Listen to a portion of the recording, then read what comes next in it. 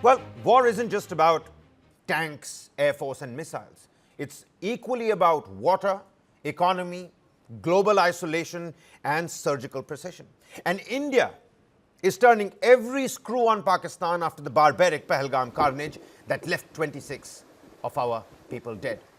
In a strong, unprecedented move, India has suspended, that's right, India has suspended the Indus Waters Treaty, calling time on a decades-old arrangement that gave Pakistan access to rivers that originate in India. Islamabad is rattled. It calls it an act of war. But what does war mean in today's world? Let's take a look at that. Is diverting rivers a weapon? Is closing airspace a strike? Can economic strangulation break a rogue state without even firing a single bullet? Well, we've got visuals from the Pakal Dul Dam project in J&K that is showing India's intent. Not a drop of water will go to Pakistan, says Union Home Minister Amit Shah after chairing that high-level meet on the next steps after the suspension of the Indus Waters Treaty. Delhi has laid out a three-phase plan, a short, a mid-term, and a long-term plan to choke the flow, boost our irrigation, and build dams for our farmers, and again, making sure that not a single drop will go to Pakistan. And it doesn't stop there. All visas for Pakistani nationals have been revoked. Medical visas are valid only till the 29th of April. State governments have been ordered to ensure full compliance, push Pakistanis back.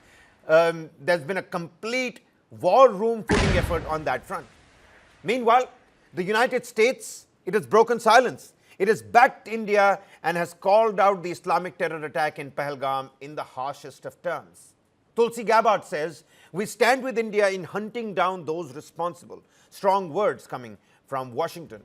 And as India ramps up the diplomatic, the economic, and the internal security pressure on Pakistan, we are continuing to ask those questions, because from the bomb blasts on the attack suspects this very morning to, of course, the high-level meeting that have taken place throughout the course of the day, the revocation of the visas, the next high-level meeting on Indus Waters Treaty, the questions we're asking: can Pakistan take another blow? Is this the beginning of a new, more assertive India? Is war being redefined by New Delhi's decisive actions? Joining me here on the broadcast is Lieutenant General Rameshwar Yadav, former DG Infantry. We also have Major General Ashwini Sivach, defense and geopolitical expert. Always a pleasure to have you generals with us here. General Yadav, let me quickly come to you. We're talking about how New Delhi is now asserting a different formula, a different ballgame when it comes to warfare. Water is another war front, so is economy, and so is global isolation. Without even firing a single bullet, in the last 48 hours after the Pahalgam carnage, India has been taking the right diplomatic steps where it is required. How are you looking at the developments over the last 48 hours and the latest high-level meet on Indus Waters Treaty? Not a single drop will go to Pakistan, clearly specified by the Union Home Minister. You see, it is a hybrid warfare, and hybrid warfare includes everything that is possible to suppress the enemy. And this is what we are doing it. We are doing it at political level, we are doing it at diplomatic level, we are doing it at economic level, and we are also going to do it at military level. Of course, we cannot discuss the military part of it in the open domain like this. However, it is quite clear the way India has spelled out its policy by revoking all the passports, and also revoking means suspending Indus Water Treaty. These, so thereby ensuring that economically Pakistan is suppressed like anything. In any case, this is one field where it will pinch Pakistan the max, because their economy is already in doldrums. They have hardly 10 to 12 billion dollars as their forex reserves. That is not even sufficient for their energy import or all other essential items import. So therefore, in case the agriculture is the mainstay of the economy, and in case water conduit is reduced, in that eventuality, the agriculture economy, which is the 70% of rosy roti of their population, it is going to impact them in a very big way. So it is going to be very, very effective policy that we have ensured from this time onward. General Sivach, what's your viewpoint? How significant is India's move to suspend the Indus Water Treaty from a strategic standpoint? Can the diversion of river waters actually be construed to be a modern day act of war? And if so, are we wrong in doing so? I mean, take a look at what happened on the 22nd of April. Kabir, see, we have to see it. Pakistan is been sponsoring terrorism, and we have been putting pressure on Pakistan basically to mend its ways, but it has not. And India had no choice but to do a strategy which will have a comprehensive plan, which will have a diplomatic, political, military. And as far as the economic plan is concerned, this Indus Water Treaty falls into that. First, let's discuss what is the diplomatic, what we have done it. You see, we are now trying to make sure that diplomatically we able to take the whole world with us. The international community today is with us that Pakistan is a hub center of terrorism, and this cross-border terrorism is the one which is affecting India.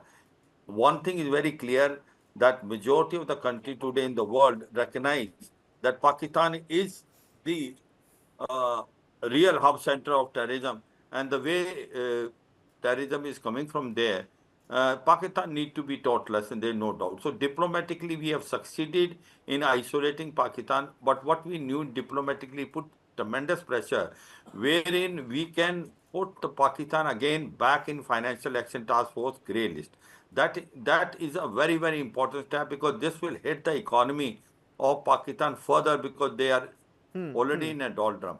The second thing is as far as the economy concerned, the question comes is one of the action which we have taken is held, uh, basically this Indus Water Treaty of 1960. We are now keeping it in abeyance. It has not been cancelled. It is held in abeyance. It means it will be for the time being. We will not be following the rule of the game till the time Pakistan manned its way. If it does not, we'll continue doing what we are doing. Now, we must remember there are 6 rivers as far as Indus water is concerned. There are 3 eastern rivers and there are 3 western rivers. The eastern rivers are basically Ravi, uh, Chenab, and Byas, and the western rivers are basically Indus, Jhelum, and Byas, and Chenab. Satluj. So now the Chenab is the one which is the third one, which is the western river. Now you can utilize 80% of the water. In the sense, eastern river we can utilize 80% water. On the western, they can utilize 80% water. Now, as far as the western rivers are concerned, which is Indus, Jhelum, and Chenab, we are not using this 20% of our share in any way because we also did not have a capacity to keep that water store here. We have to change this strategy now, utilize maximum water which is authorized to us. I think we've Then done that. second thing, I think we've done that, General Sivach, because at the meeting we today, have done Krishna Ganga. No, there are 2 dams which we have made it. right? The other issue which is coming is the run of the river. We can build the dams, which also Pakistan has raised this and gone to international court, and the judgment was given in our favor.